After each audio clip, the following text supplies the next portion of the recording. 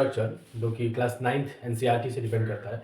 इसमें जो कवर करने वाले इस वीडियो में वो है सबसे पहले एटम के स्ट्रक्चर के बारे में, उसके जो पार्टिकल्स हैं उसको किसने फाइंड किया, किसने नेम किया, किसने लोकेट किया, है ना। उसके बाद कैसे हम बॉन्डिंग बनाते हैं, कैसे मोलिकुलर कंपाउंड का नाम कैसे बनाया जाता है, क्या फार्मूले कैसे बनते हैं, है ना। और उसके बाद फिर उसको उसके केमिकल रिएक्शंस को बारे में पढ़ेंगे कि रिएक्शन होता क्या है और वो कैसे बैलेंस होता है, ठीक है ना। अगर एक केमिकल रिएक्शन आपको बैलेंस करना है तो आपको सिंबॉलिक केमिकल रिएक्शन के साथ साथ आपको नेम वाले केमिकल रिएक्शन को भी लिखना और बैलेंस करना आना चाहिए। नेम वाले प्रॉब्लम ये होता है कि बच्चे ये नहीं बता पाते हैं कि किस तरह से क्या कंपाउंड बनेगा, ठीक है। तो उसमें हम आने से पहले पहले पूरी बेसिक समझेंगे एटम के बारे में कि कैसे कंपाउंड बनते हैं। फिर उसको समझने के बाद हम ये समझेंगे कैसे बॉन्ड बनता है, फिर बॉन्ड और कंपाउंड नेम का कंपाउंड का मोलिकुलर फॉर्मूला जानने के बाद फिर हम आएंगे बैलेंसिंग पर, ठीक है। बैलेंसिंग काफी इजी स्टेप्स में होता है जिससे 3-4 क्वेश्चन पे प्रैक्टिस करेंगे और फिर आगे बढ़ेंगे, ठीक है। तो सबसे पहले क्या होता है, वो होता है मैटर। क्या होता है? मैटर। तो व्हाट इज मैटर, ये सब लोग जानता है ना। मैटर क्या होता है? Anything that occupies space and possess mass is called matter, ठीक। अब matter is made up of smallest individual particle called atom, ठीक है। तो एटम जो टर्म है वो ऐसे ही नहीं एग्जिस्टेंस में आ गया। एटम का एग्जिस्टेंस तब हुआ जब इसको एक साइंटिस्ट थे जॉन डाल्टन। कौन थे? John Dalton. जब उन्होंने इसको नेम किया, जॉन डाल्टन ने इसको नेम किया कि there every matter is consist of smallest individual particle called atom, जो कि क्लास 11th में आपको इंपॉर्टेंट है और 10th के 9th पॉइंट ऑफ व्यू से भी इंपॉर्टेंट है ना। क्या क्या पोस्टुलेट्स उन्होंने पास किए? उन्होंने बोला कि atom is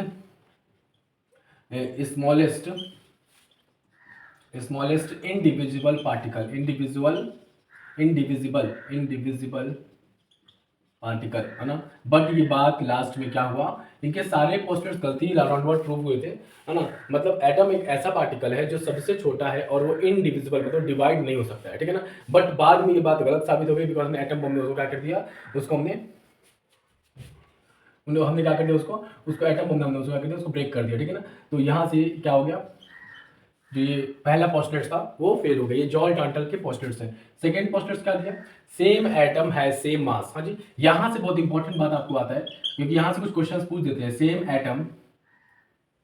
atom have same mass, ये भी बात गलत हो गई, हाँ जी, बिकॉज सेम एटम का सेम मास बोला गया बट कुछ ऐसे एटम्स जिनके मास डिफरेंट होते हैं जिसे हम क्या कहते हैं, आइसोटॉप्स कहते हैं, ठीक है ना। तो आइसोटॉप्स एक ऐसे हैं जिनके एटॉमिक नंबर तो सेम होते हैं पर मास नंबर डिफरेंट होते हैं, ठीक है ना। फेल हो गया पोस्टुलेट बिकॉज क्यों? आइसोटॉप्स ऐसे रहे जिनके मास नंबर तो डिफरेंट थे बट एटॉमिक नंबर सेम थे। फॉर एग्जांपल आइसोटॉप्स क्या क्या होते हैं? 1H1, फिर 1H2, हाँ जी, ये हमारे क्या है, हाइड्रोजन ही है, 1H3, है ना, 1H3, ये सारे डिफरेंट हमारे ऐसे कार्बन है, C12 है, C12 है, C14 है, C612 है, C614, वैसे ऑक्सीजन है, ठीक। तो ये हमारे क्या हो गए, इसे हम कहते हैं क्या, आइसोटॉप्स कहते हैं। फिर थर्ड आता है different atoms have different mass, ठीक। तो इसका मतलब ये भी पोस्टुलेट्स फेल हो गया। क्यों फेल हो गया? क्योंकि आइसोबार्स ऐसे होते हैं जो अब देखिए क्या पर्पस है मुझे इस तरीके से बताने की, ये पर्पस है कि आप आइसोटॉप्स और आइसोबार्स से क्लियर इमेज आपके दिमाग में बने कि इसकी डेफिनेशन कहाँ से डिराइव हुई, क्या बात से वो आया, कैसे क्वाइन इसका टर्म हुआ, ये सारा उसका बेसिक है, ठीक है ना। तो इससे हेल्प मिलेगा थोड़ा सा यार लर्निंग में, बच्चे अक्सर आइसोटॉप्स और आइसोबार्स भूल जाते हैं कि कौन बार है कौन टॉप है, ठीक है। तो आइसोबार्स क्या होते हैं? अब आइसोबार्स में एटॉमिक नंबर तो डिफरेंट होता है बट मास नंबर सेम होता है। बट जॉन डाल्टन ने क्या बोला था कि एटॉमिक नंबर डिफरेंट और मास नंबर डिफरेंट रहेगा ही रहेगा, बट ऐसा नहीं हुआ बिकॉज आपके पास पोटेशियम है, आर्गन है, कैल्शियम है, इनके एटॉमिक नंबर डिफरेंट है बट मास नंबर क्या है, 20 40 40 40, ठीक है ना। इसलिए ये हमारे क्या है, आइसोबार्स है। क्या है हमारे आइसोबार्स है, ठीक है ना। उसके बाद atom combine in fixed number ratio. Fourth वाला पोस्टुलेट था कि atom combine in fixed ratio, atoms combine in fixed ratio, ठीक है ना, कंबाइन इन फिक्स्ड रेशियो। हाँ, ये गलत हो गया, है ना। क्यों गलत हो गया? क्योंकि हमारे पास पता है ऐसे ट्रांजिशन एलिमेंट हैं जैसे Fe2O3, FeO2, है ना, Al2O3, AlO2, ऐसे करके अलग अलग हमारे क्या है बॉन्ड नंबर है, प्रोपोर्शन अलग अलग हो गया इनका, ठीक है ना। तो इस वजह से हैवी वाटर भी होता है, है ना, प्लेन वाटर एक होता है, हेवी वाटर, उसका क्या होता है केमिकल फार्मूला डिफर करता है, ठीक है। तो ये जो तो बेसिक सी बात है, चारों हमारे क्या हो गए, फेल हो गए, जो गलत हो गए, ठीक है ना। बट यही हमको हमें पढ़ाया जाता है अभी, बिकॉज ये बेसिक अंडरस्टैंडिंग में काम करता है, ठीक है ना।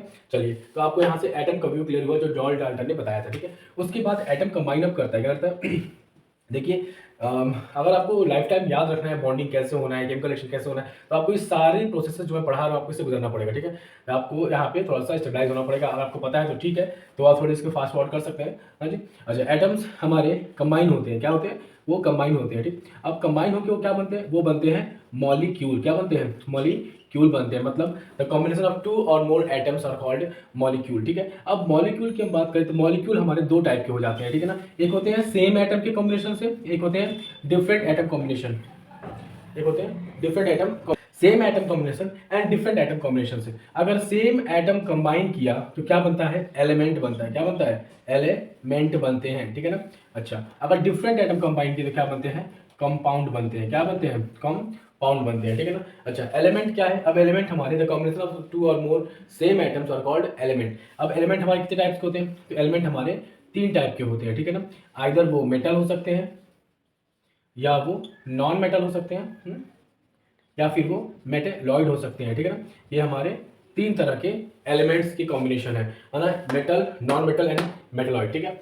और ये पूरा बात था जो एटम और मॉलिक्यूल से रिलेटेड था। आप स्क्रीन शॉट कर सकते हो, तो कॉपी में लिख सकते हो, है ना, और फिर बाद में इसे समझ सकते हो जो आपने सुना, कि इसको आपको बाइंड में रखना है। अब हमारे पास यहाँ से एक डाउट उठ रहा है कि सबसे पहले लोगों को मैटर दिखा करता था, क्या दिखा करता था, मैटर। फिर बाद में जॉन डाल्टन आया, एटम बोले कि उसके अंदर एटम है। तो यहाँ से भी एक डाउट डेवलप हो रहा है साइंटिस्टों को कि अगर उसके अंदर एटम है तो एटम के अंदर क्या है, क्योंकि जॉन डाल्टन ने बोल रखा है इंडिविजुअल है, बट इस बात को नल एंड वाइट करने के लिए साइंटिस्ट पे काम करते रहे, और फिर उन एटम के अंदर क्या है इसका डेवलपमेंट पता लगाया गया। तो यहाँ से अब है कि atom, what is inside atom, ठीक है। तो इसके लिए काफ़ी सारा साइंटिस्टों ने वर्क किया, और अलग अलग फील्ड में अलग अलग पार्ट्स को सब लोगों ने पता किया in long course of time, ठीक है। तो नेक्स्ट हमारा आता है, सबसे पहले इस फील्ड में सबसे पहले आगे बढ़े विलियम क्रूक, क्या बढ़े, विलियम क्रूक। विलियम क्रूक का नाम बहुत कम आता है, हाँ जी, उनका नाम टेक ओवर कर लिया गया जे थॉमसन द्वारा, ठीक है ना। तो विलियम क्रूक ने क्या किया, performed cathode ray tube experiment, क्या परफॉर्म किया, performed cathode ray tube experiment, cathode ray tube experiment, हाँ जी, उन्होंने कैथोड रे ट्यूब जिसे सीआरटी कहते हैं, उस एक्सपेरिमेंट में उन्होंने क्या किया, एक ट्यूब लिया, और उस ट्यूब में एक तरफ के प्लेट को बैटरी के पॉजिटिव टर्मिनल जिसे एनोड कहते हैं, और दूसरे तरफ को कैथोड से ऐड कर दिया, ठीक है ना। तो ये निगेटिव टर्मिनल कैथोड हो गया, और जो पॉजिटिव टर्मिनल था वो हो गया एनोड हो गया, ठीक है ना। चलिए, ऐसा करने पर इसके प्रेशर को 0.00001 mm ऑफ एसजी कर दिया, जो कि बहुत ही कम कर दिया, और वोल्टेज को बहुत ही हाई कर दिया। तो वोल्टेज को हाई कर दिया और ट्यूब के अंदर प्रेशर को लो कर दिया, इक्विवेलेंट टू वैक्यूम कर दिया, ठीक है ना। अच्छा, तो अब क्या हो रहा है, नोटिस किया कि कैथोड से कुछ रे निकल रहे हैं ग्रीस रंग के, और वो स्ट्रेट लाइन में जाके एनोड की तरफ बढ़ रहे हैं, कहाँ बढ़ रहे हैं, एनोड की तरफ बढ़ रहे हैं, ठीक है। तो इस बात को इन्होंने बोला कि ये क्या है, ये है कैथोड रे ट्यूब, क्या है, कैथोड रे, कैथोड रे है, क्या है ये, कैथोड रे ट्यूब एक्सपेरिमेंट की, ये कैथोड रे है, जो पहले टीवीज वगैरह में यूज होता था, अब ये नहीं यूज होता है, ठीक है। तो कैथोड रे क्या है, कैथोड रे के बारे में उन्होंने कुछ प्रॉपर्टी भी पढ़ी। उन्होंने देखा कि जब उन्होंने एक पॉजिटिव प्लेट और निगेटिव प्लेट को लगा दिया, तो ये जो रे थे वो पॉजिटिव की तरफ टर्न कर गए, तो it deflect toward positive, it deflect towards positive, towards वो पॉजिटिव प्लेट के तरफ डिफ्लेक्ट होते हैं, इसीलिए वो एनोड की तरफ अट्रैक्ट होते आ गए, ठीक है। देन सेकंड क्या हुआ, अगर इन्होंने यहाँ पे एक व्हील रखा, एक फ्लाई व्हील रखा, वो फ्लाई व्हील रोटेट कर गया, ठीक है ना। तो रोटेट क्यों कर गया, it has kinetic energy, it has kinetic energy, इसके पास क्या है, काइनेटिक एनर्जी है, क्यों, क्योंकि उसने एक व्हील को मूव करा दिया, व्हील को मूव कर दिया। ये सारा और बाकी सारे और भी सारे पोस्टुलेट्स थे, बट अभी हमने उसका कुछ नहीं बात करना है, बिकॉज क्यों, पोस्टुलेट उनके जो ऑब्जर्वेशन थे वो थे, क्योंकि उसका हमें काम नहीं है अभी, ठीक है। तो ये हमारा कैथोड रे ट्यूब था, ये आपको इसको स्क्रीनशॉट कर देना, फिर बाद में से लिख लेना है, ठीक है ना। अब इसी ऑब्जर्वेशन को पॉज कर देना, हाँ ठीक, ऑब्जर्वेशन को किसने देखा, इसी ऑब्जर्वेशन जे थॉमसन ने देखा, ठीक है ना। किसने देखा, जे थॉमसन, ठीक। इन्होंने इस ऑब्जर्वेशन को देखा, and he named this particle, this रे, ही नेम्ड दिस रे एज इलेक्ट्रॉन, ठीक है। उन्होंने उसको नाम क्या दे दिया, उन्होंने उसको नाम दे दिया इलेक्ट्रॉन। क्या नाम दिया? तो the name was coined by J Thomson and therefore it discovered electron. उन्होंने डिस्कवर किया electron, it has negative charge, it has negative charge. और उन्होंने उसके चार्ज के नेचर के बारे में बताया कि वो निगेटिवली चार्ज पार्टिकल है और वो इलेक्ट्रॉन है। इस रेस्पेक्ट में उन्होंने सारा डिटेल स्टडी किया किसका? विलियम क्रूक का। ओके, अब उन्होंने क्या बताया? उन्होंने बताया इन्होंने एटॉमिक मॉडल एक पुटअप किया, है ना। एटॉमिक मॉडल क्या पुट किया इन्होंने? Atomic model plum pudding model put up किया, है ना। क्या किया?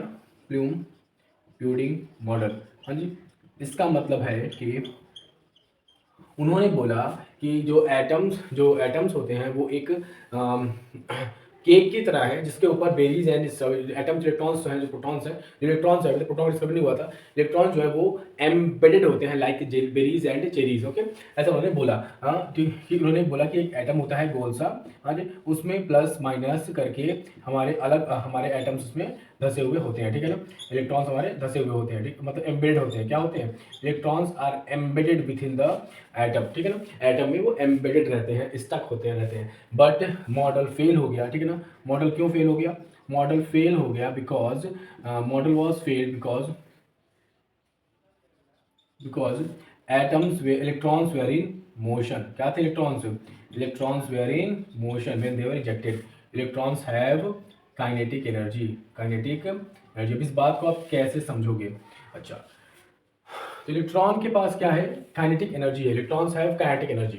मतलब अभी हमने जे थॉमसन विलियम क्रूक का एक्सपेरिमेंट देखा था, उसमें उन्होंने एक व्हील फ्लाईव्हील रखा था, वो फ्लाईव्हील रोटेट कर गया। तो रोटेट कर गया मतलब देखो, अब ऐसा सोचो कि अगर आप अपने हाथ में एक वायर से, एक रस्सी से अगर आप एक पत्थर को फंसा के घुमाओगे, है ना, किसी पॉइंट ऑफ टाइम पर वो पत्थर उस रस्सी से निकल जाएगा, छूट जाएगा, अनटाइड हो जाएगा, तो वो बिल्कुल स्ट्रेट वेलोसिटी से वहाँ से मोशन आगे करेगा, ठीक है ना। ठीक, और आगे आने वाली चीज़ों को वो डैमेज कर देगा। अच्छा, लेकिन अगर तो आप वही पत्थर को किसी बोरे में लटका के आप दीवार पर टांगे हुए हो और एक कट लगाते हो बोरे पे, तो वो बस वहीं पे गिर जाएगा, वो आगे नहीं जाएगा। इसका मतलब ये स्टैटिक था, तो कोई मोशन इसके पास नहीं आया। बट जो हमारा पहले जो था स्टोन, जो वायर में जो रस्सी में फंसा हुआ था, बंधा हुआ था, उसे रोटेट हमें करते वो खुला, तो वो एक स्ट्रेट मोशन में मूव किया। तो सिमिलरली हमारे इलेक्ट्रॉन्स जब निकल रहे थे, इजैकुलेट हो रहे थे, तो वो एक काइनेटिक एनर्जी के साथ निकले। मतलब वो आप जहाँ भी थे, जिस स्टेट में भी थे एटम के अंदर, वो मोशन में थे, वो एम्बेडेड नहीं थे। And this was the failure of the model for J Thomson. But इनकी मॉडल में क्या चीज़ अच्छा दिखा? इनके मॉडल में ये दिखा कि लोग यहाँ पे अब हर एक एटम इंडिविजुअली न्यूट्रल रहता है, ठीक, इंडिविजुअली न्यूट्रल रहता है। क्या था? एटम इंडिविजुअली न्यूट्रल होता है। तो उन्होंने यहाँ से डिसीजन लिया कि अगर माइनस है इलेक्ट्रॉन्स तो पक्का पक्का उतने पॉजिटिव होंगे, ताकि वो पूरा मैटर न्यूट्रल रहे। अगर ऐसा ना होता तो क्या होता? तो यहाँ से एक पॉजिटिव चीज कुछ है, इस बात का पता चला। अब नेक्स्ट हमें पॉजिटिव वाले पार्टिकल को ढूंढने के लिए कौन आएंगे? तो जो पॉजिटिव पार्टिकल है उसको ढूंढने के लिए अब सबसे पहले, अब इसमें भी गोल्ड स्टेन, क्या थे? गोल्ड स्टेन, ठीक है ना। तो गोल्ड स्टेन ने क्या किया? गोल्ड स्टेन ने भी सेम कैथोड रे ट्यूब को रिवर्स करके किया। इस बार एनोड रे ट्यूब उन्होंने यूज किया और कैथोड रे को परफोरेटेड कर दिया। तो इसमें क्या हुआ? उन्होंने एक पार्टिकल, एक रे उन्होंने भी देखा और उसको नाम दिया एनोड रे। क्या उन्होंने नाम दिया? एनोड रे नाम दिया, ठीक है ना। पॉजिटिव रे, आई थिंक पॉजिटिव रे, हाँ जी। तो पॉजिटिव रे उन्होंने नेम दिया उसको, क्या नाम दिया? पॉजिटिव रे। हाँ जी, मतलब उन्होंने कुछ नाम नहीं किया, उन्होंने से बोल दिया है पॉजिटिव रे है, ठीक है। तो उसके बाद देन इसी चीज को स्टडी किया किसने? रदरफोर्ड ने। रदरफोर्ड ने क्या स्टडी किया? रदरफोर्ड ने दो काम किया, नेम्ड किया। किसको नेम किया?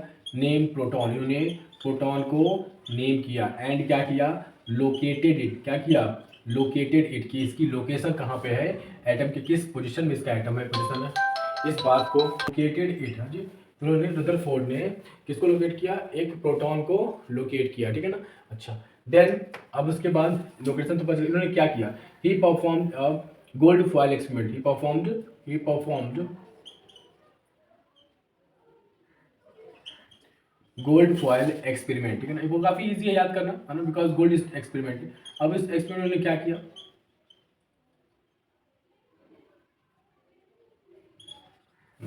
सबसे पहले उन्होंने एक गोल्ड फॉयल के ऊपर, जो कि एक जिंक सल्फाइड के स्क्रीन के सामने रखा था, उस पे उन्होंने क्या किया, उन्होंने एक गोल्ड फॉयल के ऊपर, उन्होंने गोल्ड फॉयल के ऊपर क्या किया, अल्फा पार्टिकल बम्बार्ड किया। क्या किया, अल्फा पार्टिकल का बम्बार्डमेंट किया, ठीक है ना। अच्छा, तो उस बम्बार्डमेंट में जिंक सल्फाइड की स्किन क्यों रखी, बिकॉज उस स्किन पे जहाँ पे अल्फा पार्टिकल पड़ेगा उसका एक इम्पिंग दिखेगा, एक इंप्रेशन दिखेगा, जिससे पता चलेगा कि हमारा अल्फा पार्टिकल कहाँ गया। तो उन्होंने नोटिस किया कि अल्फा पार्टिकल ज़्यादातर तो स्टेट डिफ्लेक्ट हुए बिना चले गए, ठीक है ना। अल्फा पार्टिकल क्या होता है, ये पॉजिटिवली चार्ज हीलियम एटम के बराबर होता है, मतलब इसमें 2 चार्ज होते हैं, ठीक। और बिल्कुल, और कुछ अल्फा पार्टिकल्स डिफ्लेक्ट हो गए, क्या हो गए, कुछ डिफ्लेक्ट हो गए, है ना। मतलब कितने, 10,000 में से 1000 डिफ्लेक्ट हो गए, ज़्यादातर अनडिविएटेड चले गए, और 10,000 में से 190 डिग्री से 180 डिग्री से वापस चला आया, ठीक है ना। और ज़्यादातर अनडिफ्लेक्टेड निकल गए, सबसे ज़्यादा अनडिफ्लेक्टेड निकली। तो इस बात से उन्होंने ये कंक्लूजन निकाला कि atoms have vacant space, lot of vacant space. हाँ जी, एटम का एक मतलब हमें जो चीज़ स्मूथ दिख रही है वो एक्चुअल में स्मूथ नहीं है, वो हॉलो है, ठीक है ना। बट एटमिक लेवल पे हॉलो है, जो हमारे टच से, जो हमारे साइड से इनविजिबल है, और हमें क्या दिखता है, वो दिखता है कि वो इवन सरफेस है। अगर हमें पता है कि एटम गोल होता है तो why how can we get a smooth surface. अगर आप इमेजिन करो इस बात को वैसे समझो कि ये कैसे बोल दिया सर ने। अब आप एक फ्लोर पे, अपने रूम के फ्लोर पे इमेजिन करो, है ना, टब जैसा। अब उस पर आपने फुटबॉल रख दिया, ठीक है। तो अब फुटबॉल में आपने रख तो आप ऊपर देखो तो आपको बड़े बड़े वॉइड्स दिखेंगे ना। चलिए, अब उस फुटबॉल को रिमूव करके टेनिस बॉल आपने बिछा दिया, पूरा फुल पैक कर दिया, टेनिस बॉल का एक लेयर बिछा दिया। अभी आपको वॉइड दिखेंगे, बट वॉइड क्या हो जाएंगे, छोटे हो जाएंगे। अब उस टेनिस बॉल को हटा दो, अब आप उसमें मार्बल डाल दो। हाँ जी, मार्बल आपने पूरा बिल्कुल पैक कर दिया, मार्बल से एक लेयर। अभी आपको वॉइड दिखेगा, गैप रहेगा, बट वो उस वाले से, प्रीवियस वाले से और ज्यादा माइन्यूट हो जाएगा। अब इसको आप हटा के आयरन मार्बल होता है जो हम लोग एज यूज करते हैं फॉर रोलर मार्बल, उसको आप डाल दो। अब उसमें क्या देगा, वो आपको गैप ना के बराबर दिखेगा। उसको आप हटा के आप सीमेंट के पार्टिकल्स डाल दो, बिल्कुल स्मूथ हो जाएगा, जो आपके टच से, जो आपके सेंस से, जो आपके विजन से फ्लो होगा। और यही बात इस मार्कर हर चीज़ में होता है, ठीक है। अगर हम बात करें वाटर बॉटल की, तो वाटर बॉटल में जो कार्बन के पॉलीमर्स है वो एक्चुअल में क्या है, बहुत सारे उसमें गैप है, बट उसमें से पानी निकलता क्यों नहीं है, तो पानी इसलिए निकलता है बिकॉज, क्योंकि जो हमारे एटम, जो हमारे वाटर मॉलिक्यूल्स है वो उससे बड़े हैं, उस गैप से बड़े हैं, और उसमें से निकल नहीं सकते हैं, ठीक है ना। तो ये हमारा कंक्लूजन किसने दिया, रुदरफोर्ड। ये काफ़ी ग्राउंड ब्रेकिंग कंक्लूजन था, बिकॉज कोई चीज़ हमें दिख रहा है इवेंट, और हमने उसको क्या बोल दिया कि उसमें भाई बहुत सारे गैप हैं। तो ये हमारे बहुत ही, उन्होंने 2 बातें यहाँ पे बताई, ठीक है ना। पहली बात तो ये बताई कि atom, protons are at the centre of the atom and they occupy the whole mass of the atom. जितना भी मैटर का एटम है, मास है, वो यहीं पे रहता है at proton, and electrons are at the periphery, ठीक है। इतना उन्होंने बातें पुटअप की, और यहाँ से उन्होंने मॉडल लेकर के आया, क्या, ठीक है। उन्होंने बोला, मॉडल क्या लाया, उन्होंने बोला कि protons are at the centre and electrons are rotating at the periphery. ये उन्होंने मॉडल पुटअप किया, किसने, रदरफोर्ड ने, ठीक है ना। ये मॉडल पुटअप किया। अच्छा, ये मॉडल ने पुटअप तो कर दिया, बट अब जब इन्होंने साइंटिस्ट कमेटी में लाके इस बात को रखा, तो फिर यहाँ से बहुत इंपॉर्टेंट टर्निंग पॉइंट आता है आपका केमिस्ट्री का, ठीक है ना। तो यहाँ पे बोला गया कि भाई अगर प्रोटॉन पॉजिटिवली चार्ज है, इलेक्ट्रॉन निगेटिवली चार्ज है, तो इसका मतलब ये होता है कि और इलेक्ट्रॉन घूम रहा है तो वो हमेशा अपना एनर्जी लॉस करेगा, और उसकी टेंडेंसी होगी एटम प्रोटॉन की तरफ अट्रैक्ट होने की, और एक पॉइंट ऐसा है वो जाकर उसमें कोलैप्स कर जाएगा, कोलाइड कर जाएगा। और यहाँ से ये मॉडल फेल हो गया। क्यों फेल हो गया, मॉडल फेल हो गया because he can not define shell, है ना। He can not define, model fail due to the reason, model fail as he can not define shell, he can not define shell. हाँ जी, अब यहाँ पे थोड़ा गौर करने की बात है, बिकॉज यहाँ पे हमारा चैप्टर का बॉन्डिंग का एक अंडरस्टैंडिंग का एक पॉइंट मिलता है हमें, ठीक है ना। अच्छा, ये बात उन्होंने बोल दिया कि मॉडल फेल हो गया। इसी बात को स्टडी किया नाइल बोर ने, किसने, नाइल बोहर ने, है ना। उन्होंने इस बात को स्टडी किया और बोला कि ठीक है भाई, एटम, प्रोटॉन इसके अंदर है, इलेक्ट्रॉन इसके बाहर है, रोटेट कर रहा है। तो उन्होंने इस पे बोला कि हर every electrons rotate in their particular cell. अब देखो, अगर आप एक चीज़ अब यहाँ पे नोटिस करो, जो नाइल बोर नोटिस किया, अगर ये पार्टिकल घूम रहा है, अगर आपके हाथ पे स्ट्रिंग थी जो आप घुमा रहे थे, रस्सी वाली बात, पत्थर वाली बात, तो वो हमेशा टाइट था। क्यों टाइट था, आप तो घुमा ऐसे रहते, बट वो टाइट क्यों था, उसे ऐसे घूमना चाहिए ना, नीचे लटक के घूमना चाहिए, बट ऐसा नहीं था, वो एकदम टाइटली घूम रहा था। क्यों? वो उतने दूरी पे घूम रहा था। क्यों? वो क्योंकि उसके ऊपर एक सेंट्रीपेटल फोर्स लग रहा है, सेंट्रीफ्यूगल फोर्स लग रहा है। Centripetal force toward the centre होता है, सेंट्रीफ्यूगल फोर्स है जो उसे बाहर की तरफ पुश कर रहा है ड्यू टू इट्स मोशन। और इस मोशन, इसी को उन्होंने बताया कि जो इस पे, अब ये बात आपके बुक्स में नहीं रहती है, आपको समझाने के लिए मैं बोलता हूँ ताकि जो बच्चा समझता है वो समझ जाएगा इस चीज़ को। तो जो एटॉमिक का जो चार्ज का अट्रैक्शन फोर्स है और जो सेंट्रीफ्यूगल फोर्स है इसके मोशन का, वो दोनों एक पॉइंट पे बराबर हो जाते हैं और फिर वो आके कोलाइड नहीं कर सकते हैं, ठीक है। ऐसा नाइल बोर्न ने फिर उन्होंने बोला कि every atom rotate in their individual shell, और उन्होंने सेल्स को नेम क्या दिया, बहुत इंपॉर्टेंट पॉइंट है, सेल्स को नेम किया KLMN dot dot dot dot dot, मतलब अलग अलग सेल्स उन्होंने स्पेसिफाई किया। K का नंबर है N is equals to 1, L का 2 है, एंड देन 3 है, and then 4, and then dot dot dot dot dot. अब जो उस पर्टिकुलर सेल में नंबर ऑफ इलेक्ट्रॉन है वो बहुत इंपॉर्टेंट ये फार्मूला है ना। इसको मैं चाहूँगा आप लोग बड़े से कॉपी में, इससे बड़े से अलग से लिख लो इसको, कि जो उसमें इलेक्ट्रॉन्स होते हैं वो होते हैं 2n², मतलब K सेल में जो मैक्सिमम इलेक्ट्रॉन है वो है 2। क्यों? क्योंकि 1 स्क्वायर 1, 2 1 जा 2। L में जो है वो कितना है 2 स्क्वायर 4, 4 2 जा 8। M में जो है वो कितना है 18 है, कितना है, ऐसे करके वो आगे बढ़ते जाता है ना। इसका यूज़ हमें अभी करना है, ठीक है। तो आप ये टोटल एटम के बारे में हो गया। अच्छा, यहाँ पे एक और पार्टिकल मिसिंग है। अब रदरफोर्ड ने बोला कि भाई जो हमारा एटम होता है उसका पूरा मास प्रोटॉन के बराबर होता है, therefore the atomic mass must be equal to proton number, but ऐसा एक्चुअल में हुआ नहीं। क्यों नहीं हुआ? क्योंकि जो एटॉमिक नंबर था वो हमेशा वेरी कर रहा था प्रोटॉन नंबर से, राउंड अबाउट डबल का वेरिएशन आ रहा था। तो यहाँ से एक कंक्लूजन निकला जो रदरफोर्ड ने निकाला, वो ये कि there might be some particle inside the atom, inside the nucleus that might be neutral which is does not have charge but mass equal to neutron. और यहाँ से फिर एक और पार्टिकल की खोज शुरू हुई जिसे किसने सर्च किया? जेम्स चैडविक ने, ठीक है ना। अच्छा, तो अब fourth thing which was discovered was by James Chadwick. हाँ जी, James Chadwick discovered neutron which is neutral and equal to proton or more than number of proton, ठीक है ना। ये बाद में पता चला कि इक्वल होता है कि नॉट इक्वल होता है। अब यहाँ से हमारे पास अलग अलग एलिमेंट्स की अलग अलग एलिमेंट्स के बारे में पढ़ना है, उनके एटॉमिक स्ट्रक्चर के बारे में पढ़ना है, क्योंकि यही एटॉमिक स्ट्रक्चर आपको बिल्कुल काम करेगा किसी बॉन्ड को बनाने में, किसी केमिकल को बनाने में, और उसके केमिकल रिएक्शन करने में, और उसको बैलेंस करने में, ठीक है ना। वेरी मच इंपॉर्टेंट पॉइंट, ठीक है ना। तो यहाँ से आपको सबसे पहले एलिमेंट्स के नेम 20 याद रहे तो काम चल जाता है, ठीक है ना। तो यहाँ पे आपका एलिमेंट नेम रहेगा, ठीक है ना, एलिमेंट्स, ठीक है ना। What does it says? Hydrogen, मैं बस सिंबल यूज करूंगा,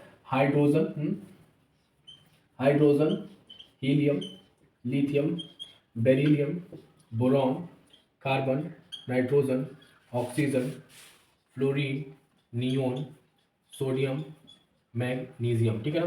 बस इतना ही मैं यूज़ करूँगा। बाकी इसके बाद sodium, magnesium, aluminium, silicon, phosphorus, sulphur, chlorine, argon, potassium, calcium, scandium, titanium, मेरियम, chromium, manganese, iron, nickel, cobalt, zinc, है ना। बहुत सारे हैं ऐसे, 118 है। आपको वो सारे याद करने तो नहीं पड़ेंगे, बट 20 याद करेंगे तो आपका काम हो जाएगा। लिथियम। तो अब यहाँ बहुत ज़्यादा क्रूशियल एंड टर्निंग पॉइंट आ गया है आपके चैप्टर का। यहीं से आपको बॉन्डिंग समझ में आएगा, किस तरीके से बॉन्डिंग होता है, कैसे तो ये जो है आपको बहुत ज़्यादा हेल्प करने वाला आपके पूरे चैप्टर में। एंड यू नेवर बिलीव, जिन बच्चों को नहीं आता है इस क्लास में छोड़ दिए हैं, उनको मैं बाद में इसी जब भी मैं केमिकल रिएक्शन वगैरह पढ़ाता हूँ इस चैप्टर के बाद फिर से कवर अप करता हूँ, बिकॉज बहुत ज़रूरी हो जाता है उनको समझाने के लिए। तो एलिमेंट नंबर तो हो गया। अब आपको एक बात मैं समझाता हूँ यहाँ पे, ठीक है ना। बात क्या है? बात ये है कि सबसे पहले जो हमारा प्रोटॉन नंबर होता है वो इलेक्ट्रॉन नंबर होता है, वही हमारा क्या होता है? Proton number, electron number, and then atomic number, ठीक है। तो जो एटॉमिक नंबर होता है इक्वल्स टू प्रोटॉन नंबर होता है और इक्वल टू इलेक्ट्रॉन नंबर होता है। अब आप इसको सीक्वेंसली अगर आप इसको याद करते हैं, that means you know the number of atom, number of proton, number of electron, okay. मतलब अगर आपसे कोई पूछे कि अल्फाबेट में E is on which place, you never know कि ई किस प्लेस, बट आप गिन लोगे ना ABCDE, तो वो 5 नंबर पे है, ठीक है। तो इस तरीके से आप अगर इसको भी लाइन से याद कर लेते हो, तो अगर आपके लाइन से याद करने से क्या होगा, एटॉमिक नंबर आपका क्लियर हो जाएगा, ठीक है ना। अच्छा, तो सबसे पहले आपको क्या करना है, 1 हाइड्रोजन, 2 हीलियम, तो सेम नंबर बस जाता रहेगा। हाँ जी, सेम एक ही नंबर आप काउंटिंग यहाँ पे लिख दो, ठीक है ना। चलिए 12 तक मैंने बनाया है। पहले दो ये फर्स्ट पीरियड में आते हैं, कितने आते हैं फर्स्ट पीरियड में, फिर उसके बाद 8 आते हैं सेकेंड पीरियड में, और उसके बाद आते हैं थर्ड पीरियड में, थर्ड पीरियड फिर से 8 आते हैं। हाँ जी, कितने आते हैं 8 आते हैं, ठीक। थर्ड पीरियड में 8 आते हैं, कितने आते हैं 8 आते हैं, ठीक। तो first period, second period and third period, hydrogen helium. तो हमें न्यूट्रॉन नंबर डायरेक्टली नहीं पता होता है, तो इसे पता मत करें। हमें क्या पता है, एटॉमिक मास पता है, एम एटॉमिक मास पता है, जो कि प्रोटॉन प्लस न्यूट्रॉन होता है, एंड जो कि डाउन द डबल होता है। क्या होता है, डबल होता है। तो अगर लेकिन हाइड्रोजन में एक्सेप्शन है, क्योंकि न्यूट्रॉन का नंबर 0 है तो हाइड्रोजन का मास नंबर 1 है, हीलियम का न्यूट्रॉन 2 है तो मास नंबर 4 है। अब यहाँ होना चाहिए था 6 बट होता है ये 7। तो कुछ कुछ एक्सेप्शन है जिसके वजह से आपको ये पता भी रहेगा कि एटॉमिक मास का कैसे वेरी करता है। और आपको एटॉमिक मास पता है, प्रोटॉन नंबर पता है, तो आपको क्या पता है, न्यूट्रॉन नंबर, क्योंकि 7 - 3 कितना होता है 4। ये 8 होना चाहिए बट 9 होता है, तो 9 - 4 कितना हो गया, ये 5 हो गया। ये 5 होना चाहिए 10 बट होता है 11, तो यहाँ पर न्यूट्रॉन नंबर होता है 6। ये 12 होता है बिकॉज न्यूट्रॉन नंबर होता है 6। ये 14 होता है बिकॉज न्यूट्रॉन नंबर होता है 7। ये 16 होता है बिकॉज न्यूट्रॉन नंबर होता है 8। एंड ये होना चाहिए 18 बट होता है ये 19 होता है बिकॉज यहाँ पे न्यूट्रॉन नंबर 10 होता है। क्या होता है, 10 होता है, ठीक है ना। नियॉन का 10 होता है और होता है मास नंबर 20 होता है, ठीक है। हम देख रहे हैं कि हमारे पास boron and carbon and fluorine and neon have same number of neutron, therefore they are called isoneutron because same number of electron उनके पास है, ठीक है ना, न्यूट्रॉन के पास है, sorry. And then sodium must be 22 but it is 23 because it has 12 number of neutrons, and magnesium is 24 because it is having 12 number of neutrons। तो neutrons का जो मास है वो 23 है, सोडियम का जो मास है वो 23 है बिकॉज सोडियम के पास जो न्यूट्रॉन है वो 12 है और जो प्रोटॉन है वो 11 है। दोनों को ऐड करेंगे तो कितना है 23। अब आता है electronic configuration, the most important part. हाँ, electronic configuration, what does it mean. इसका मतलब है कि how does these electrons are distributed within the atom of an element, ठीक है ना। तो इस एटम सबसे पहले हमारे पास यहाँ पे काम आएगा कि फर्स्ट पीरियड, हाँ जी, हाँ एक और बात है, फर्स्ट पीरियड, हाँ इसके बाद पता चलेगा फर्स्ट पीरियड, हाँ is equals, if the number is first period is 1, then 1 cell, हाँ जी।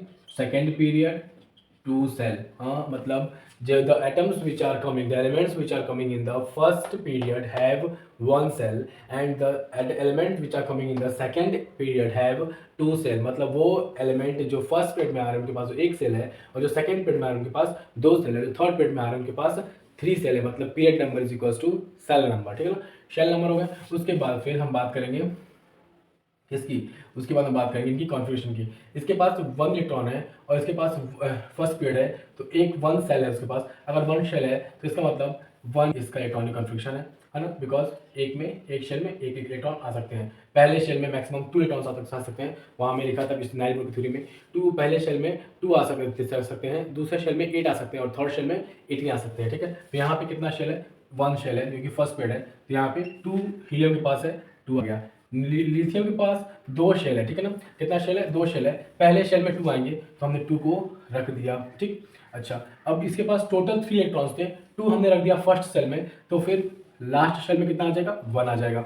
इसके पास 4 है, फर्स्ट वाला मैक्सिमम 2 ले सकता है, बाकी 2 कहाँ बचा, लास्ट शेल है ना। बोरॉन के पास हमने देखा 5 है, तो पहले में 2 आ सकता है, लास्ट में आएगा 3 जाएगा। यहाँ वैसे ही करके 2 and 4, 2 and 5, 2 and 6, 2 and 7 and then 2 and 8। यहाँ पे ending of the second period 8 maximum number of electrons 8 आने थे, वो भर गए, लास्ट से वैकेंट इलेक्ट्रॉन सेल फिल हो गया, मतलब ये क्या हो गया, इसका सब फिल हो गया, ठीक है। अब हमारे पास थर्ड पीरियड हो गया, मतलब 3 नंबर ऑफ शेल्स होना चाहिए। तो first will take 2, second will take 8, it is remaining with 1, then here it will be 1 because it was having 11 total number of electron, 11 electron थे इसके पास, इसीलिए 2 8 1 हो गया, ठीक है। फिर 2 8 एंड देन 2 हो गया, डन। तो ये हमारा क्या हो गया, सोडियम के पास 11 थे तो 11 2 8 1 हो गया, ठीक। ये अब यहाँ से एक नेक्स्ट कंक्लूजन, ये तो सभी जान जाते हैं, लेकिन देन अब हमने नोटिस करना है क्या, last electron, number of electron in the last cell या vacant cell। what is vacant, valence cell, what is valence cell, the outermost cell is called valence cell। the number of electron present in the valence cell are called valence electrons, or the number of the valence electron। तो यहाँ से दो बातें आती है, एक आती है वैलेंस सेल, क्या आता है, valence shell. The outermost shell present in an atom is called valence shell, and then valence electron, valence electron. The number of electrons present in the valence shell is called valence electron, and then comes valency. Valency. The tendency of an atom to accept or give electron is called valency. तीनों बात एक ही drive हुई है, मैंने इकट्ठे बता दिया, आप राइट आउट कर सकते हो। Valence shell are the shell which are the outermost shell of an atom are called valence shell. The number of electron present in an shell valence shell is called valence electron, and the number of electron that can accept and loss is called valency, है ना। Then this is valence and valence electron and valence shell and valency. Now the elements having 1, 2 and 3 number of electron in their valence shell, they will be metal and they will lose this electron. And elements having 4, 5, 6, 7, so having 4, 5, 6, 7 electron in the outermost shell will take 4 number of electron, 5 will take 3 number of electrons, 6 will take 2 number of electrons, and 7 will take 1 number of electron. That means इसका मतलब ये हुआ कि इतने ही लेंगे जितने से वो 8 हो जाए, जो कि अल्टीमेट सेल या लास्ट सेल वैलेंस सेल के मैक्सिमम इलेक्ट्रॉन नंबर की ऑक्टेट रूल है। क्या ये ऑक्टेट रूल है? मतलब the tendency of an element to complete their valence shell by having 8 number of electron in the outermost shell. हाँ जी, तो ये हमारा हो गया 4 लेगा, 3 लेगा, 2 लेगा, 1 लेगा। हाँ, बट ध्यान रहे कि जो आउटरमोस्ट सेल में जो इलेक्ट्रॉन्स है वो हमारा इनॉट शेल ना हो या उसका स्टेबल सेटिस्फाइड शेल ना हो। जैसे यहाँ पे 2 है बाहर, तो ये हीलियम का है। हीलियम क्या इनॉट गैस है? क्या है ये इनॉट गैस है। हाँ जी, दिस इज इनॉट गैस, मतलब इसके पास मैक्सिमम 2 नंबर ऑफ इलेक्ट्रॉन होने चाहिए थे, अब इसके पास है, तो ये क्या है? सेटिस्फाइड है। क्या है? इस पूरे टेबल को आप अच्छे से देख लो, समझ लो, और फिर उसके बाद जो मैंने बनाया था उसे आप समझ लो और देख लो, और फिर उसके बाद उसको बाय हार्ट कर लो, और उसके इलेक्ट्रॉनिक कॉन्फ्रेंस में नजर बहुत ज़्यादा जरूरी है, और कितने इलेक्ट्रॉन लॉस करते कितने गेन करते वो समझना बहुत ज़रूरी है। ठीक है ना। चलिए, तो नेक्स्ट है हमारे पास अब केमिकल रिएक्शन। ठीक है ना। Then how it was it reaction. What is chemical reaction? So chemical reaction is the process in which new substances are formed with new chemical properties. Then new chemical substances are formed with the new chemical property are called chemical reaction. The chemical reaction has two parts. It has two parts, that is reactant and product. Reactant and product. So reactant are those substances that take part in chemical reaction are called reactant, and product are those substances that are formed as a result of a chemical reaction. It is called product. Now these both, let's have an example, like magnesium plus oxygen gives magnesium oxide, MgO, and it's 2. Okay, now this is called balancing 2, है ना। Balance करके मैंने फिर put किया इसको, तो ये magnesium oxide हमारा बन गया, जिसमें ये प्रोडक्ट है और ये रिएक्टेंट है। ये सब कहते हैं क्या? अभिकारक, सॉरी, रिएक्टेंट एंड प्रोडक्ट। ठीक है। अच्छा, देन केमिकल रिएक्शन के बाद आता है next chemical equation. What is chemical equation? तो this is chemical equation. This is chemical equation. ठीक है। केमिकल इक्वेशन का मतलब क्या होता है? केमिकल इक्वेशन मतलब होता है the symbolic representation of the substances taking part in a chemical reaction is called chemical equation. The symbolic representation to show the number of element और compound taking part in a chemical reaction is called chemical equation. Notice my word, write it down. The symbolic representation of compounds or atoms taking part in a chemical reaction is called chemical equation. Now we have to balance this chemical equation. How to balance this chemical equation, या इन chemical equation को balance कैसे करेंगे? ठीक है ना। balance करने के लिए हमें क्या करना है? अब कुछ मेथड समझने हैं। सबसे पहले कंपाउंड बनता कैसे? ठीक है। तो कंपाउंड बनाते हैं पहले, अगर कोई बोलता है सोडियम क्लोराइड, क्या बोलता है? सोडियम क्लोराइड बनाओ। ठीक है। तो अब ये कंपाउंड बनेगा कैसे सोडियम क्लोराइड? तो आपने देखा सोडियम को पहले काउंटिंग करो, hydrogen, helium, lithium, beryllium, boron, carbon, nitrogen, oxygen, fluorine, neon, sodium. Sodium will come to the 11th place, and chlorine, hydrogen, helium, ऐसे करते करते आप जाओगे, it will come to the 17th place. Now divide this according to the shell number. It will take first in 2, then 8 and then 1. पहले cell में 2 जाएगा, फिर 8 जाएगा, फिर 1 जाएगा. क्लोरीन की हम बात करें, पहले 2 जाएगा, फिर 8 जाएगा, फिर 7 जाएगा. 7 है तो जैसे मैंने वहाँ बताया था उस टेबल में 7 है तो 1 लेगा, 1 है तो लॉस कर देगा, ये मेटल है, क्या है ये मेटल है, तो जो भी उसकी वैलेंसी है उसको आप यहाँ पे लिख दो, है ना जी। तो क्लोरीन की सोडियम की वैलेंसी 1 है तो 1 लिख दिया, क्लोरीन की वैलेंसी 1 है तो मैंने 1 लिख दिया, ठीक है ना। Now this one will go to sodium and this one will go to chlorine, now it is called NaCl, यहाँ 1 रिप्रेजेंट करने की जरूरत नहीं है, और क्या बन गया ये NaCl। Likewise aluminium oxide AlO कैसे बनता है, हाँ जी, AlO कैसे बनता है, तो सबसे पहले आपने क्या करना है, आपने सोचना है हाइड्रोजन हीलियम लिखते ऐसे करते करते 13 नंबर पे आएगा, तो 13 नंबर यहाँ लिखो चाहे ना लिखो आपकी मर्जी, आप रफ में कर लो, 13 नंबर आएगा, split it 2 8 and then 3, 2 8 and then 3, तो इसके नीचे लॉस करने की टेंडेंसी कितनी है 3 है। ऑक्सीजन की बात करें तो इसके पास कितना है 8 है, देन 2 एंड 6 2 लेने की टेंडेंसी, 2 यहाँ पे लिख दे, 2 यहाँ चला गया, 3 वहाँ चला गया, और क्या बन गया Al2O3, ये हो गया हमारा एल्युमिनियम ऑक्साइड, क्या हो गया एल्युमिनियम ऑक्साइड Al2O3, डन। चलिए ये हमारा क्या होता है cross method to find the number of compound what it is, तो अगर नाम से कंपाउंड देता है तो आप ऐसे बनाओगे, ठीक है।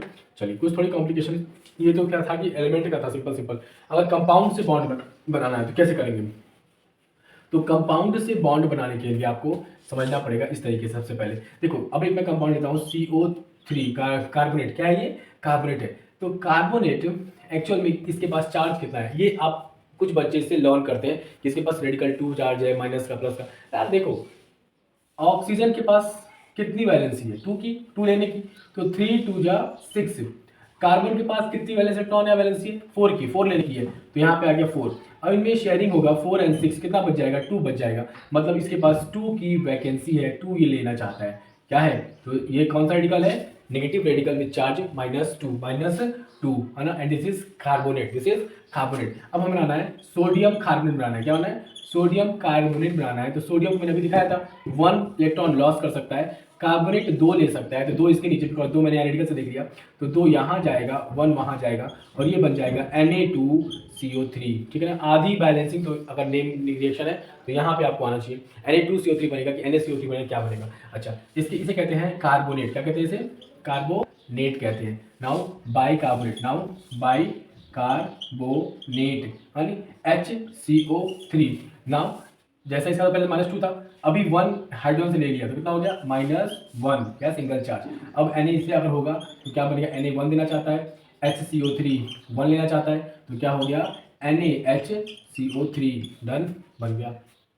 अगर मैग्नीशियम लाना है तो मैग्नीशियम 2 देना चाहता है और HCO3 1 लेना चाहता है, ये क्या बन गया ये यहाँ वहाँ, तो MgHCO3 होल ट्वाइस, ठीक है, तो 2 आकर के Mg से ले लेंगे इलेक्ट्रॉन, ठीक है ना। This is what the way to form compound कैसे बनाते हैं, उनके फ्री रेडिकल्स कैसे पता करते हैं, वो मैंने क्या बताया ट्रिक याद रखना, जितने इसकी वैलेंसी है 3 2 जा 6, जितने इसके नंबर ऑफ एटम्स यहाँ पे 3 है, और पर एटम 2 इलेक्ट्रॉन्स लेता है, तो एक्चुअली में 6 लेना चाहेगा, है ना, तो ये 6 लेना चाहेगा, और कार्बन कितना दे सकता है, दूसरा वाला 4 दे सकता है, या -4 कर दो या शेयर कर सकता है 4, तो 2 की टोटल कमी हो रही है, तो यहाँ पे 2 हमारा हो गया, ठीक है ना।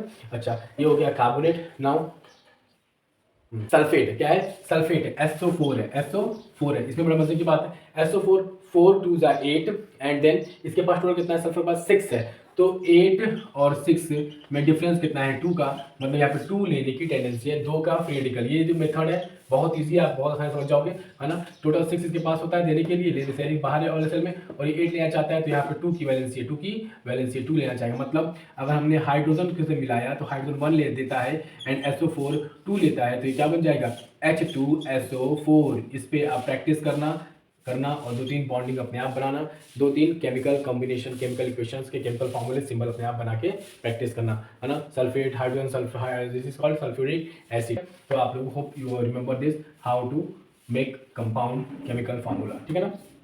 नाउ नेक्स्ट है balancing and chemical equation, chemical equation को बैलेंस कैसे करें, ठीक है ना। हाँ केमिकल इक्वेशन को बैलेंस, तो आप इस चीज को याद करो पहली बार इस चीज से कि सबसे बैलेंस के लिए सबसे इंपॉर्टेंट चीज, look for odd number of atom, तो ऑड को इवन करो, जितने भी ऑड नंबर्स के एटम हैं, कितने हैं जिनका नंबर ऑड है 1 2 3 1 चल रहा है 3 चल रहा है 5 चल रहा है, उनको 1 3 5 फटाक से इवन कर दो, फिर सोचना फिर शुरू करो, ठीक है ना। Odd number atom to even number atom में कन्वर्ट कर दो, इवन नंबर में कन्वर्ट कर दो, ठीक है ना। ऑड नंबर्स को इवन नंबर्स में कन्वर्ट कर दो। सेकंड क्या करोगे, बैलेंस हाइड्रोजन एंड ऑक्सीजन। आप हाइड्रोजन ऑक्सीजन को बैलेंस करते रहेंगे, आपका ऑटोमेटिकली सारा इक्वेशन बैलेंस हो जाएगा। अगर मुझसे बैलेंसिंग की बात की जाए तो बस यही दो बात मैं बताता हूँ। ऑड नंबर्स को देखो, चाहे बैलेंस करो हाइड्रोजन ऑक्सीजन को, अपने आप सारा सारा बैलेंस होगा। पहले ऑक्सीजन को बैलेंस करो, फिर हाइड्रोजन बैलेंस करो, अपने आप बैलेंसिंग को हो जाएगा। और हाइड्रो ऑक्साइड है, कार्बोनेट है, बाइकार्बोनेट को मत छेड़ो, इनके साथ इनको इकट्ठा लेके चलते हो, इतने चल रहा है, ठीक है। तो ये हमारा बैलेंसिंग में बिल्कुल बेसिक जो यूज होने वाली चीज़ है वो ये दो चीज़ है, screen shot it and keep it. आपको मैं बैलेंसिंग दिखाऊंगा 2-3 इक्वेशन का, ठीक है ना। जैसा कि आप रिएक्शन देख पा रहे हैं, Al+O2 गिव्स Al2O3। तो सबसे पहले दिक्कत 3 ने किया, ये 3 है, हमें 3 नहीं चाहिए, 2 लगा दो। अब सोचना शुरू करो, सोच लिया, 2 3 जा 6, तो यहाँ पे 3 लगा दो, 2 2 जा 4, तो यहाँ पे 4 लगा दो, हो गया बैलेंस, ठीक है ना, सिंपल। ऑड वाले को नहीं रखना है। मैंने किसको बैलेंस किया, ऑक्सीजन को बैलेंस किया, ये ऑटोमेटिकली बैलेंस हो गया, ठीक है ना। नेक्स्ट क्वेश्चन आपके पास क्या है, नेक्स्ट क्वेश्चन है N2H2, N2 plus H2 gives NH3। 3 है, दिक्कत कर रहा है, 2 लगा दो, क्या लगा दो, 2 लगा दो, 2 3 जा 6, इवन हो गया, ये 2 था, ये 2 है, यहाँ पे 3 2 जा 6, बैलेंस हो गया, ठीक है ना। नेक्स्ट सेक्शन आपका क्या है, KCiO3, KCiO3 ब्रेक होता है KCi प्लस O2 में, KCi प्लस O2 में, वेरी सिंपल। ऑड है, नहीं चाहिए, 2 लगा दो, कितना लगा दो, 2 2 3 जा 6, 3 2 जा 6, 2 KCi हो गया बैलेंस, हो गया बैलेंस। फिर नेक्स्ट क्या है, Al plus Fe2O3 gives Al2O3 plus Fe। चलो देखते हैं, तो AlO3, Al2 O3 O3, 2 लगा दो, Fe 2 लगा दो, बैलेंस हो गया। This is your balancing. हाँ, इसके ऊपर क्वेश्चन नंबर 5 में दिख रहा है आपको कि क्या दिया, zinc plus copper sulphate, zinc plus copper sulphate SO4, copper 2 देता है, जिंक 2 देता है, तो क्या बन जाएगा ZnSO4 प्लस Cu, ठीक है ना। सेव कर दो।